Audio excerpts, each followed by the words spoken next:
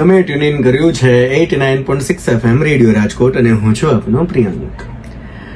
તો આજે જેમની સાથે વાત કરવી છે, પહેલા એક સરસ મજાનો કિસ્સો મને યાદ આવે. આપણા સાહિત્ય જગતની અંદર એક બહુ મોટું નામ હરિવંશરાય કરીને આપણા થઈ ગયા. સોરી, હરિવંશરાયનું નહીં, આ રાવી પાઠકનો કિસ્સો છે. સોરી, હીરાબેન. તમે ટ્યુન ઇન કર્યું છે 89.6 FM રેડિયો રાજકોટ અને હું છું આપનો પ્રિયંક. ગુજરાતી સાહિત્ય જગતનું બહુ જાણીતું એવું નામ રામનારાયણ વી પાઠક, એમના પત્ની હીરાબેન પાઠક. તો વસ્તુ એવી બની કે રાવી પાઠક ઉંમરમાં નાના હીરાબેન કરતા, પણ પહેલા એને જવાનું થયું. હવે હીરાબેન પાઠક કાઠિયાવાડના બોલ્ડ લેડી, એટલે જ્યારે રાવી પાઠક સ્વધામ ગયા તો પછી સહજતાથી આપણા કાઠિયાવાડમાં એવું હોય કે ચાંદલો ભૂસાઈ જાય, એ ઘરેણા ઉતરી જાય, એ બધું. એટલે બધું જે છે, સ્ત્રી જે છે એ જ્યારે વિધવા સ્વરૂપ બને છે ત્યારે એના બધા જ શણગાર ઉતરી જાય છે. પણ છતાં હીરાબેન પાઠક જે છે એ ચાંદલો કરે છે, એના કાનમાં બુટિયા પહેરે છે અને બધો જ શણગાર અકબંધ રાખે છે. તો આપણે ત્યાં તો મર્યાદાનો મલક, એટલે કોઈકે પૂછ્યું કે હીરાબેન, આ તમે કેમ તમારા શણગાર ઉતાર્યા નહીં? ત્યારે એણે બહુ મસ્ત જવાબ આપ્યો. એક કલાકારની છબીને સમૃદ્ધ કરે એવો જવાબ આપ્યો. એને કહ્યું કે કદાચ એ ગયા છે, પણ એના દ્વારા લખાયેલા અક્ષરો આજે પણ અકબંધ છે. જ્યાં સુધી એના દ્વારા લખાયેલું સાહિત્ય જીવિત રહેશે, મારા માટે એ જીવિત રહેશે. એટલે કલાકાર જે છે હર હંમેશાની કલાકૃતિમાં જીવતો હોય છે. એવા કલાકારો કે જે ક્યાંક ને ક્યાંક કલાઓમાં જીવે છે, ક્યાંક ને ક્યાંક કલા એમની અંદર જીવે છે, એવા બહુ જૂજ હોય છે. એવા જૂજ કલાકારોમાંના અમુક જ કલાકારને આપણી સરકાર જે છે એ પસંદ કરે છે અને એમને ગૌરવ પુરસ્કારથી નવાજે છે.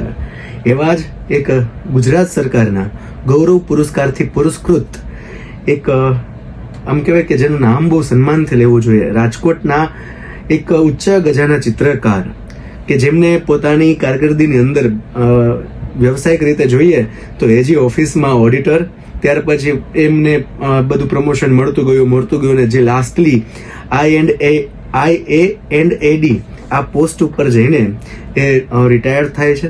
લગભગ 2000થી પણ વધારે, 2500થી પણ વધારે એમને લેન્ડસ્કેપ બનાવેલા છે. ખાસ આમ જોઈએ તો 4થા ધોરણથી એમની આ યાત્રા શરૂ થઈ હતી, વધુ વિગત એ કહેશે.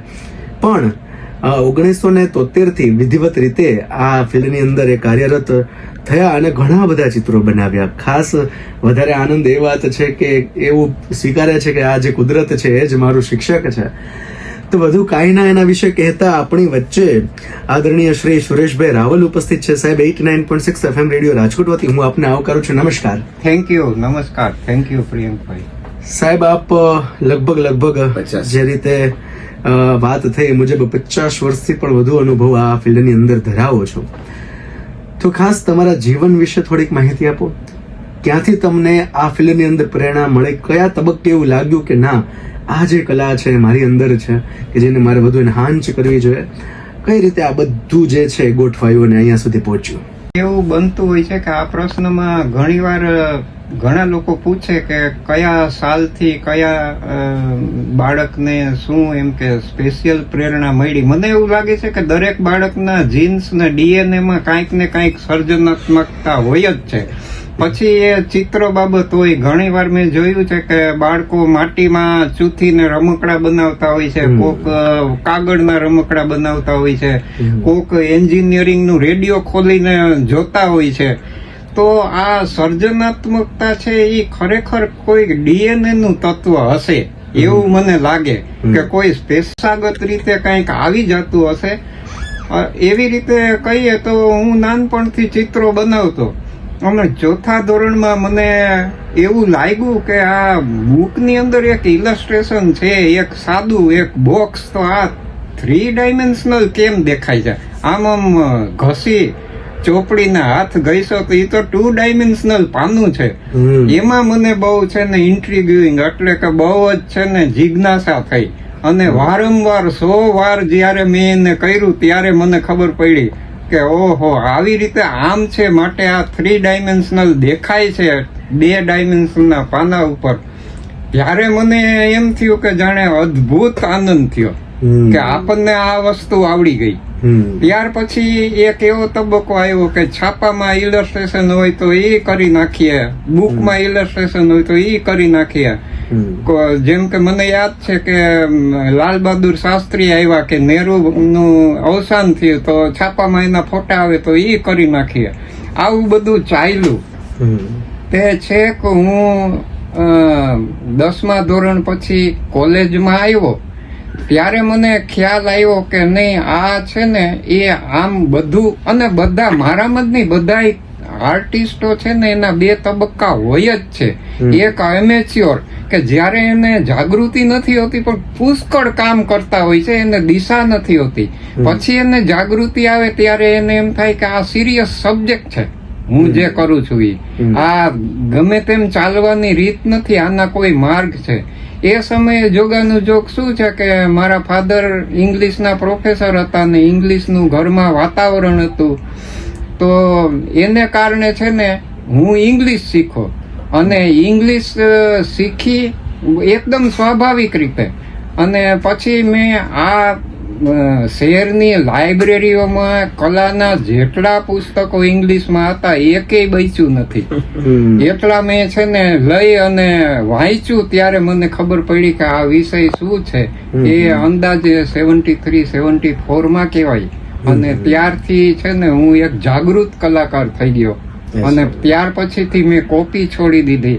મને થયું કે આ દુનિયામાં શું છે, મને શું ગમે છે, હું એને કેવી રીતે એક્સપ્રેસ કરી શકું. વેસ્ટર્ન લોકોએ કેમ એક્સપ્રેસ કર્યું છે, ઈસ્ટર્ન લોકોએ કેમ એક્સપ્રેસ કર્યું છે, કેટલી જાતના વાદ છે, કેટલી જાતના શૈલીઓ છે, એ બધું છે ને એ સમજાઈ ગયું. અને ત્યાર પછી એમ કહેવાય કે મેં એક જાગૃત કલાકાર તરીકે 74 થી કામ કર્યું. 74 થી તમે એક જાગૃત કલાકાર તરીકે કામ કરતા થયા. પણ તમે વાતના અંતની અંદર એક સરસ મજાનો એક મુદ્દો મૂક્યો, વાદ. બધાના જીવનની અંદર જે ખાસ કરીને કલાકારીના ક્ષેત્રમાં કામ કરે છે, કલાના ક્ષેત્રમાં કામ કરે છે, એક વાદનો એમના જીવન ઉપર એક પ્રભાવ હોય છે કે એની અસર હોય છે. જેમ કે હું મારી વ્યક્તિગત રીતે વાત કરું તો હું રિયલિઝમમાં બહુ માનું છું કે ઓનલી આઈડિયા ઇઝ રિયલ. પ્લેટો એવું કહી ગયા કે જે વિચાર આવે છે એ જ સાચું છે, પછી જે થાય છે એ તો વિચારની કોપી છે. મને વિચાર આવ્યો કે મારે આ ટેબલ બનાવવું છે તે એક જ સાચું છે. એટલે બધા કલાકારોની અંદર એક વાદનું કંઈક ને કંઈક પ્રભાવ હોય છે. એમ આપના ચિત્રોની અંદર, આપની એ કલાકારીની અંદર કયા વાદની અસર જોવા મળે છે? જ્યારે હું શરૂઆતમાં કામ શરૂ કર્યું ને 74 માં, ત્યારે હું નેચરથી બેઝિકલી બહુ આકર્ષિત હતો. અને અહીંના છે ને કબ્રસ્તાન હોય કે પછી જુબેલી ગાર્ડન હોય કે આલ્ફ્રેડ હાઈસ્કૂલ હોય કે રેસકોર્સ હોય, એના ઝાડ ને કુદરતી વાતાવરણ મને બહુ આકર્ષતું હતું. એટલે દુનિયાની જે કલાના પ્રવાહો થઈ ગયા, જૂના જમાનાથી ગ્રીક જમાનાથી માંડીને કોન્ટેમ્પોરરી આર્ટ સુધી, તો એમાં નેચર ઉપર મેક્સિમમ કોન્સન્ટ્રેશન કર્યું હોય ને તો એ ફ્રેન્ચ ઇમ્પ્રેશનિસ્ટ પીરિયડ છે. તો એ ફ્રેન્ચ ઇમ્પ્રેશનિસ્ટ પીરિયડ અંદાજે 1873 થી 1910 સુધીનો ગણાય. એ લોકોના ચિત્રોએ મને ત્યારે બહુ પ્રભાવિત કર્યો અને આજની તારીખે પણ પ્રભાવિત છું એનાથી. પણ પછી થયું એવું કે જેમ જેમ હું બીજા વાદોની શું ખાસિયતો છે એ સમજતો ગયો અને જ્ઞાન આવતું ગયું કે ઇમ્પ્રેશનિઝમ પછી પોસ્ટ ઇમ્પ્રેશનિઝમ આવ્યું, પોસ્ટ ઇમ્પ્રેશનિઝમ પછી મોડર્નિઝમ આવ્યું, એમાં આ ટાઈપના એક્સપ્રેશનિઝમ આવ્યું, સર્રિયલિઝમ આવ્યું, વગેરે વગેરે, ડેડા અને પોપ આર્ટ ને બધું અત્યારે કોન્ટેમ્પોરરી સુધી ચાલ્યું. અને ઇમ્પ્રેશનિઝમની પહેલા પણ નેચરલિઝમ હતું, રિયાલિઝમ હતું, રોમેન્ટિસિઝમ હતું, રેનેસાન્સની આર્ટ હતી, આ બધું હતું. તો એ જેમ હું વાંચતો ગયો ને ત્યારે મને સમજાણું કે કોઈ પણ એક શૈલી છે ને એમાં જે ગુણો છે ને એવા બીજી શૈલીમાં નથી એવું નથી, પણ એ જુદી પ્રકારના ઉચ્ચ અને ઉત્તમ ગુણો છે. એમ થતા મારું ઇમ્પ્રેશનિઝમ થી ડાયવર્સિફિકેશન થવા માંડ્યું કે દરેક શૈલી આપણને જયારે જે ગમે ને તે શૈલીમાં કરાય. અને મને એક એવો અનુભવ છે, કદાચ લોકો એગ્રી ન થાય, પણ એમ કે જેમ કે મોડર્ન આર્ટિસ્ટ હોય કે હુસેન કે રઝા કે સુઝા જેવા નામ છે અત્યારે ઇન્ડિયન આર્ટમાં, તો એ લોકો એનું એકવાર નામ થઈ ગયા પછી કોઈ પૈસા કે કોઈ પ્રસિદ્ધિની વળગણને ખાતર એક શૈલી એ ચોઈટા રહેતા હશે. એટલા માટે થઈને મેં ડાયવર્સિફિકેશન કર્યું. આજની તારીખે મારો મેઇન સબ્જેક્ટ લેન્ડસ્કેપ હોવા છતાં બહુ ડાયવર્સ દિશામાં મેં કામ કર્યું. એટલે મને દાખલા તરીકે પહેલો એવોર્ડ મળ્યો એ રાયપુરના નેશનલ એક્ઝિબિશનમાં મળ્યો, રાષ્ટ્રીય કક્ષાનું હતું. તો એ સરિયાલિસ્ટિક વર્ક છે, એ ઇમ્પ્રેશનિસ્ટ નથી. તો ત્યાર પછીના અનેક એ પ્રકારના વર્ક એ બધા થતા રહ્યા. મારું છેલ્લું પ્રદર્શન થયું હતું આઈફેક્સમાં, એની અંદર પણ મારા સરિયાલિસ્ટિક વર્ક એક્ઝિબિટ થયા હતા. એટલે મને મારા શરૂઆત ભલે ઇમ્પ્રેશનિઝમ થી થઈ, આજની તારીખે પણ એ વાદ ચાલુ છે અને કામ ચાલુ છે.